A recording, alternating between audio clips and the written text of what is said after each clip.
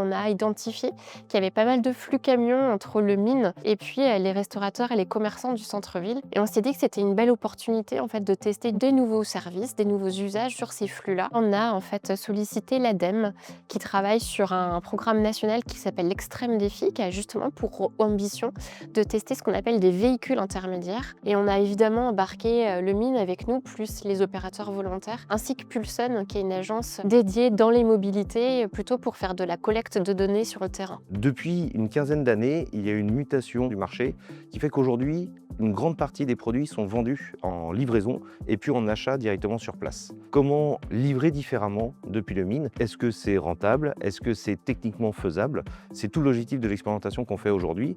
Concrètement, le projet Vélimine, c'est un test en fait de ces véhicules intermédiaires avec 3 runs. Un premier run avec un véhicule plutôt classique, un vélo, une remorque et un caisson réfrigéré. Un deuxième run avec un véhicule qui est un peu plus innovant, qu'on appelle un cluster, qui est lui équipé d'une caisse en froid actif, donc c'est une caisse qui est réfrigérée, plus un troisième run avec un véhicule qui est local, qui s'appelle un Woody Truck. Le principe, en fait, c'est que les acteurs du mine, il y a un transporteur qui passe tous les matins, qui récupère les marchandises en un seul point sur le mine, et en fait vient nous livrer, nous, ici, dans notre local, en chambre froide, et après, nous, on arrive le matin, on embauche, et on charge les commandes pour aller les livrer directement en centre-ville. Nous, on travaille essentiellement avec des producteurs locaux. Cette expérimentation passait encore un nouveau cap, nous, pour le respect de l'environnement notamment, de se faire livrer avec des vélos électriques plutôt qu'avec des camions. Le vélo, il a été conçu exprès pour aller en centre-ville.